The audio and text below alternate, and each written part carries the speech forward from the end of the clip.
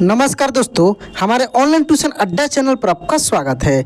दोस्तों, बैल और गधा ये दो ऐसे जानवर हैं जो बहुत ही सहनशील जानवर होते हैं और बहुत ही मेहनती जानवर होते हैं दोस्तों, ठीक ना। तो आज की इस क्लास में इस दो जानवरों का, बैल और गधा की कहानी सुनाने वाले हैं, जो बहुत ही मज़ेदार कहानी है। एक समय की बात है, काशी में कई वर्ष साथ रहकर दो पंडितों ने धर्म और शास्त्रों का अध्ययन किया। एक समय की बात है, काशी में कई वर्ष साथ रहकर दो पंडितों ने धर्म और शास्त्रों का अध्ययन किया। शिक्षा पूरी होने के बाद दोनों विद्वान अपने अपने गांव की ओर चल पड़े। यानी शिक्षा पूरी होने के बाद दोनों विद्वानों अपने अपने गांव की ओर चल पड़े। तब यातायात के साधन तो थे नहीं। लोगों को एक स्थान से दूसरे स्थान तक जाने में कई दिन लग जाते थे। उस समय यातायात का कोई साधन नहीं था। काशी में लोगों को एक स्थान से दूसरे स्थान तक जाने में कई दिन लग जाते थे। कई दिनों तक, कई घंटों तक वो पैदल चलते रहते थे। लोग दिन में चलते थे और रात में विश्राम करते थे। लोग जो थे दिन में चलते थे और रात में विश्राम करते थे। ये दोनों पंडित भी ऐसा ही कर रहे थे। ये दोनों पंडित भी ऐसा ही कर रहे थे। एक बार दोनों नगर के सबसे धनी व्यक्ति के यहाँ ठहरे। उसने उनके रहने की व्यवस्था की और फिर अपने लोगों से कहा कि दोनों महानुभावों के भोजन का भी बंदोबस्त किया जाए। दोनों महानुभावों के भोजन का भी बंदोबस्त किया जाए। इस बीच समय पाकर धनी व्यक्ति दोनों के पास पहुंचा। इस बीच समय पाकर जो धनी व्यक्ति था दोनों के पास पहुंचा और उनसे चर्चा करने लगा। धनी व्यक्ति अनुभवी था। धनी व्यक्ति कैसा था? अनुभवी था। वह जान गया कि दोनों पंडितों में बहुत ज़्यादा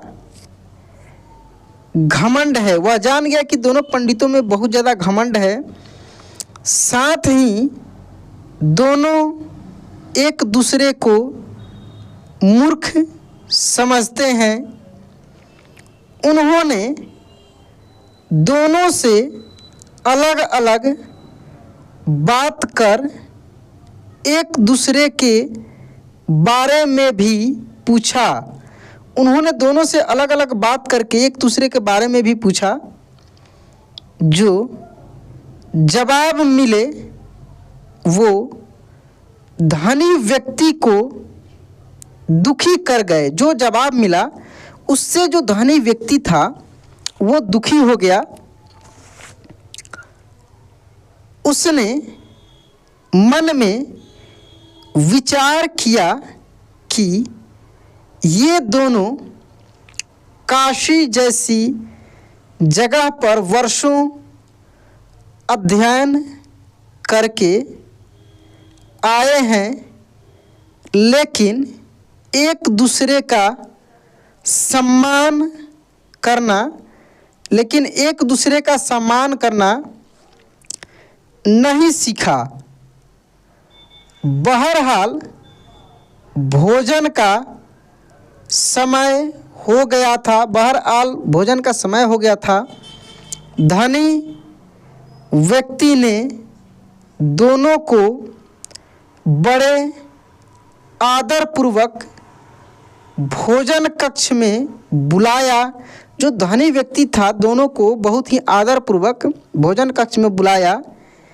एक की थाली में चारा और दूसरे की थाली में भूसा परोसा।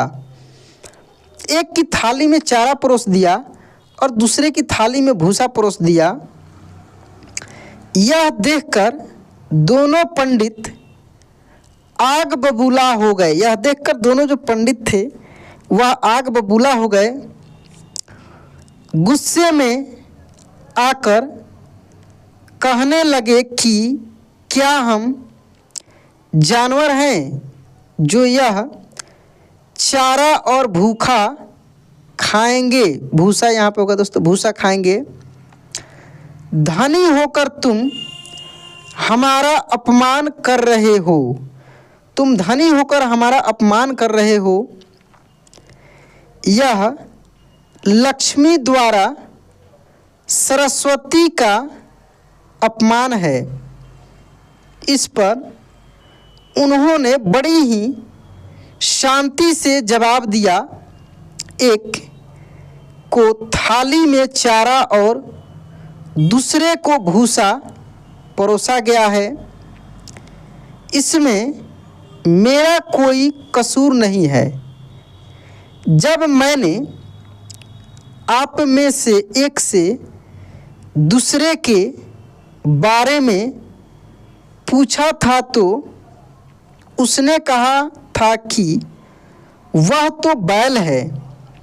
उसने क्या कहा था कि वह तो बैल है। वहीं दूसरे से पहले के बारे में पूछा था तो उसने कहा था कि वह गधा है। आप दोनों ने ही एक दूसरे को बैल और गधा बताया, तो मैंने उसी हिसाब से चारा और भूसा, यहाँ पे होगा भूसा, थाली में परोस दिया। उसी हिसाब से चारा और भूसा थाली में परोस दिया। इतना सुनते ही दोनों ज्ञानियों की आंखें खुल चुकी थी।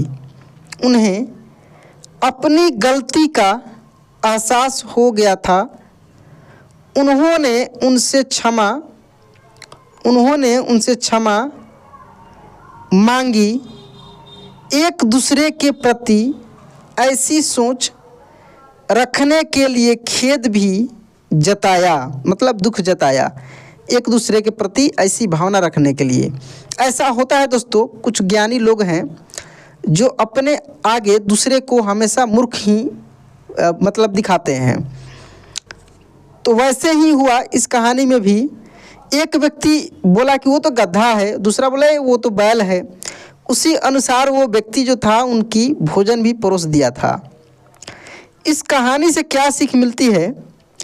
व्यक्ति में कितना भी ज्ञान आ जाए उसे घमंड नहीं करना चाहिए। व्यक्ति में कितना भी ज्ञान आ जाए उसे घमंड नहीं करना चाहिए। साथ ही दूसरों के प्रति बुरे भाव नहीं रखने चाहिए और दूसरे के प्रति जो है बुरे भाव भी नहीं रखना चाहिए। सही बात है दोस्तों। यहाँ पे एक वर्ड आप देखें दोस्तों, व्यक्ति। देखिए आधा व और य, फिर आधा क और त संयुक्त है और छोटी की मात्रा क्या पढ़ेंगे? व्यक्ति। इसके बाद लिखा था दोस्तों प्रति। देखिए प में पदेन र और त में छोटी की मात्रा प्रति।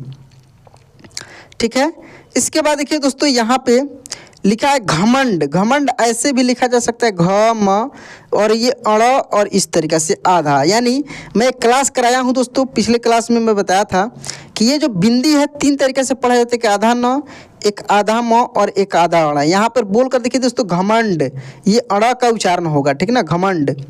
तो ऐसे बहुत सारे क्लासेज में कराया हूँ कठिन कठिन शब्दों का। अगर नहीं देखे होंगे तो इस चैनल पे अवेलेबल है, देख लीजिए। और इंग्लिश का भी क्लासेज रेगुलर अपलोड हो ही रहा है। आप दोस्तों इसी चैनल के माध्यम से सब कुछ सीख सकते हैं। तो दोस्तों चैनल को सब्सक्राइब करके रखिए ताकि रेगुलर आपको वीडियो समय समय से मिलते रहे। तो चलिए दोस्तों आज क्लास में एंड करते हैं, मिलते हैं अगले क्लास में। जय हिंद।